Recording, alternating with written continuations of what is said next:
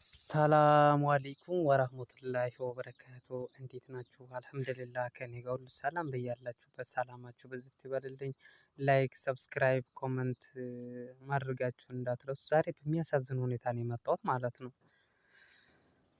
እኔ ምን እንደምላችሁ አላውቅም። እስኪ ይህን ጽሑፍ እናንብበውና ሴቱ ሆይ ያገባሽው ሁላ ባል ነው ማለት አይደለም። እባካችሁ እህቶቼ ተጠንቀቁ በጌታ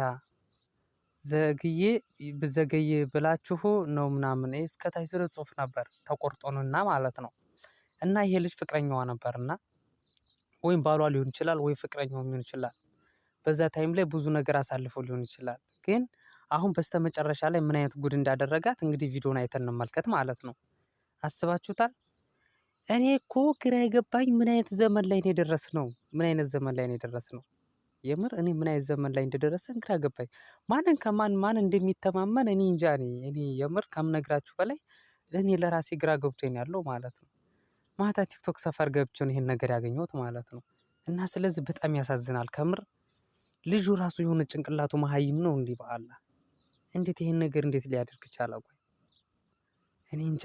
እኔ ግራ ገባኝ ጭራሹ ነው ማለት ነው። ራኦ ጊዜ ለማንኛውም ቪዲዮ እንመልከትና እንትን እንለዋለን። እኔ የቀስቱን ምልክት ተመልከቱት። የቀስቱን ምልክት ማየታችሁ እንዳትረሱ ማለት ነው።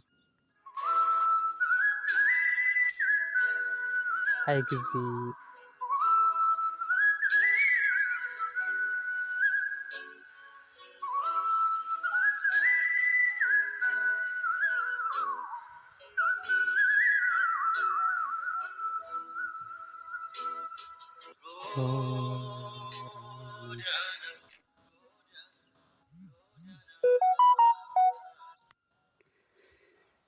ይኸውላችሁ ይህንን ነገር እኔ የምር መልቀቅ ምናምን አልፈለግኩም ነበር፣ ግን ሴቶች ትማራላችሁ ብዬ መቼም አልጠራጠርም ማለት ነው። ተማሩ በቃ አንዳንድ ነገሮችን ታያላችሁ አይደለ? ተማሩ። በዚህ ቪዲዮ መቼም በእርግጠኝነት ሴቶች እንደምትማሩበት አልጠራጠርም ማለት ነው። በቃ ያንን ሰው ወደድሽው አፈቀርሽው እንጂ እንደዚህ ሰውነታችሁን እየገላለጣችሁ እንትን አትላኩለት፣ አታሳዩት። ምክንያቱም በፍቅር መሀል ላይና ጠብ አለና ማለት ነው። በተጣላችሁ ሰዓት ያንቺን ገበና የሚሸሽግልሽ አንድም ሰው የለም ማለት ነው። አደባባይ ላይ ዘርግፎ ከማውጣት ውጭ ይቺ ልጅ ጋር እኮ ብዙ ታይም አሳልፈናል፣ እዚች ልጅ ጋር እኮ ብዙ ነገር የማይረሳ ነገሮችን አሳልፈናል ብሎ አይተውልሽም። ገብቶሻላ? በተጣላሽበት ሰዓት ያንቺን ገበናሽን አደባባይ ለማውጣት ነው እንጂ የሚሯሯጠው። በቃ እኔ እንጃ በቃ ከምር እኔ ምን እንደምላችሁ አላውቅም። ለማንኛውም እራሳችሁን ጠብቁ ሴቶች፣ የእውነቴን ነው የምላችሁ ማለት ነው። እነዚህ ዩቲዩበሮች የምትሰሩ ሴቶች የምር ኑሩ፣ ሻመቱ ኑሩ። የምር የእውነቴን ነው የምነግራችሁ። እንደ ዩቲዩበሮች ሴቶች ስነ ስርዓት ያላችሁ ሴቶች አላየሁም እስካሁን ድረስ። ቲክቶክ ሰፈር ሂዱ እንዳለ ሁሉም ተግማምቷል። በቃ ሁሉም ማለት ነው። ዩቲዩበሮች ሻመት ኑሩልኝ። የምር ዩቲዩበሮች አዘወትራችሁ የምትገቡ ሴቶች ሻመት ኑሩ። በቃ እኔ እንጃ። ከዚህ በላይ ምንም ማድረግ እንዳለብኝ እኔ ግራ ነው የገባኝ። በቃ ማንንም አትመኑ፣ የምር ማንንም አትመኑ ማለት ነው። አያችሁት አይደለ?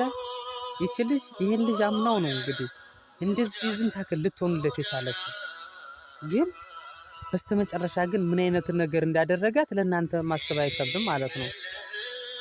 እና ስለዚህ በዚህ ቪዲዮ እንደምትማሩበት አልጠራጠርም። ሰብስክራይብ፣ ላይክ፣ ኮመንት እያደረጋችሁ ጻፉ እንትን በሉ። ግን በጣም ይቅርታ ይሄን ነገር መልቀቅ አልነበረብኝም ነበር፣ ግን ለአንዳንዱ ሰዎች ትምህርት ይሆናል ብዬ አስቤ ነው። ለአንዳንዱ ሰዎች ትምህርት ይሆናል ብዬ ስላሰብኩ ነው። በጣም የሚያሳዝን ሁኔታ ነው። የእውነቴን ነው የምነግራችሁ። በጣም ከባድ ነው ወላሂ ላዚም። እስኪ አላህ ይጠብቃችሁ ከእንደዚህ አይነት ነገር። ሌላ ምንም መላችሁ ነገር የለኝም። አላህ ይጠብቃችሁ። ማንንም እንደማመን እንዳልነበረ በቃ ማንንም አትመኑ ከዚህ በኋላ። የምር በጣም ያሳዝናል። ማንንም አትመኑ በቃ።